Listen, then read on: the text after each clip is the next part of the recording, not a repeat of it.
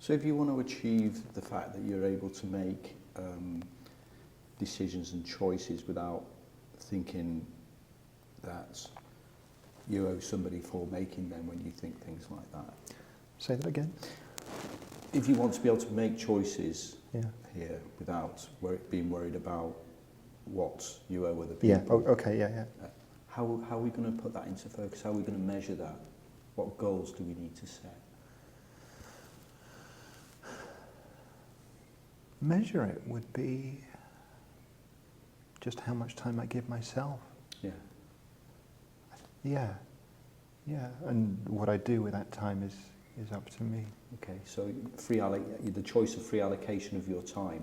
Yeah, it's like I'm good at kind of allocating my time, say I'll do this, then I'll do this, then I'll do this, then, but that's not the same to me as actually being free. Okay, so would it be me time type thing for you? Me time? Yeah, time specifically set aside for you. I see, I would really struggle with setting, at least to begin with really setting it aside. But I think that would be a good start. Yeah. Just what try would you it. be more comfortable with then? I don't know. I really don't know at the moment. I think it's that thing about, you know, I work until it's finished. Right. There's something, it would be nice to feel that I can do a bit and, okay, I may not have finished it off, but there's no point in pushing myself until I'm exhausted, because that's what I'll do sometimes. Okay. I can do a bit, and it doesn't mean that there's any kind of threat or anything that I owe anybody afterwards. And then I can do a bit more, and then I can do a bit more, but in between, it's okay to have a rest. Yeah. This sounds like really basic stuff. I know, but you're absolutely, you know, I understand where you're coming from with this, but how are we going to implement it? How are we going to... So you mean like in my day? Yeah. How are we going to put something that we can allow you to plan and help you move along with this, rather than later on starting to feel that actually I do owe somebody if I have a break and I shouldn't be doing this? How do we put it in? How do we move forward with it? I get Fridays off, and one of the things that I've been doing is going to the gym and going to the sauna, and I find that really helps. Fantastic. You know, I sit there and it really relaxes me. It's great for my leg. Yeah. And that time's really precious to me, you know, because I get out of there, I feel good. Yeah. And so it's something like that. Okay. So would that be on a regular basis? Yeah, how often, I'm not sure. I was thinking sort of every week or every couple of weeks. What I don't want is for this, you know, me time to kind of become a forced thing, because part of what I would do is turn it into work. I want to do things for the pleasure of it, but that would be one thing. So, just so I understand this, you'd like the autonomy to choose when you need your own me time. Yeah. To reinforce what you feel that's good for you. That's really well put. It's like, it is up to me, but when it's up to me is also as important as what I do. Ah, right. You know? Yeah. And I take it when I need it, and it's okay to need it. Mm. And it might just be something as simple as actually, you know, going to a supermarket and saying, well, I could buy myself a pizza because that would feed me. Or I could buy myself, I don't know, the bits and pieces for a meal that I really want, that isn't so quick. It would take me longer, but I love cooking. And I realise when I'm stressed, I don't cook. Yeah. Because, you know, it's easier to bung something in the microwave. Yeah. But that, again, that relaxes me. Yeah. So how could we improve that sort of awareness so you're able to do that when you need to do it? What would help that? Because there's a possibility that, you know, if it's happened before where you're not making these choices when you need them to help yourself feel better about yourself. Yeah.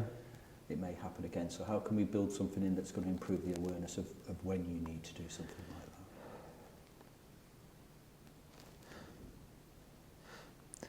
The first thing that came to mind was like a bit of meditation, or just take a breather for a minute, and like I can feel the stress in my face.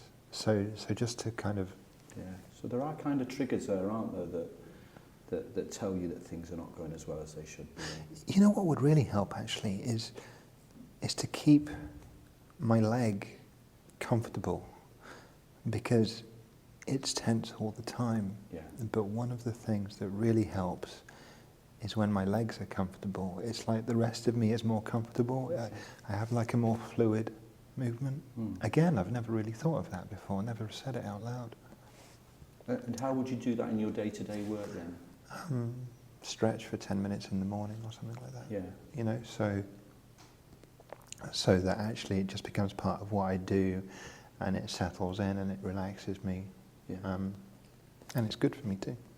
So let's talk, just reiterate some of them goals that we've just been talking about there, about allowing your awareness, when you start getting tense, your leg, giving some time set aside for your leg, to enable you to make those choices when you feel it will help you to improve the whole situation about where you are.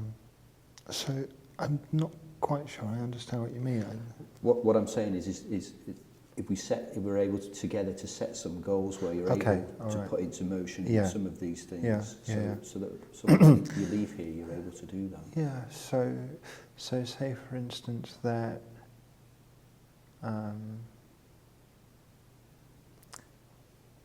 when I get up in the morning, like now it gets light really early. Yeah.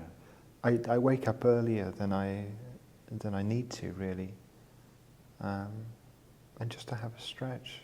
I was going to say go for a walk, but that sounds like a bit too much effort. But just to sort of, even when I'm sitting there, just to stretch out, or I even sort of, when I'm standing up, and to kind of do it because I remember why I'm doing it. I think that's really important. Yeah. That I remember why I'm doing it, and that's it's about I think what really helps is when sort of things become simple, like one thing flows into another. Say like when I'm going shopping, I could do it on the way home rather than think, God, I've got to make an extra trip for that or something. Yeah. It's much easier just to pop in and go like, well, I'll pick some stuff up now.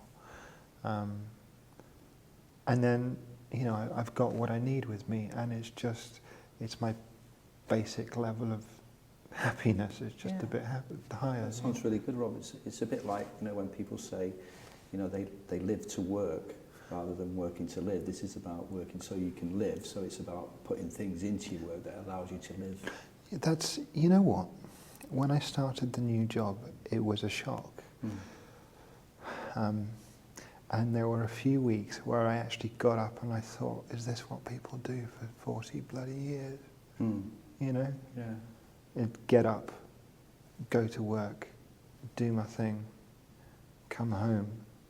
There's got to be more to life than that. I mean, I'm settled in now, so it's better. But that's it.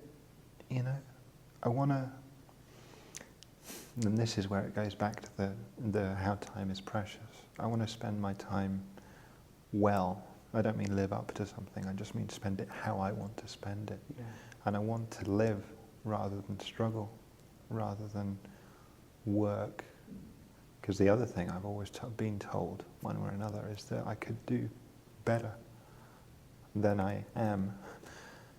And I think that has a lot to do with, living up to something and never quite being good enough. Okay. And ironically, I was going to say it sounds arrogant, but it doesn't, I'm pretty good at it. If I do something, I do it pretty well. So Right, can good. that all sounds fantastic. So can we just consolidate those things that will help you, and do you feel they will help you? I hope so. I hope so. Guess I don't know until I try. But you asked me what had worked before, and I think they will. I hope they will.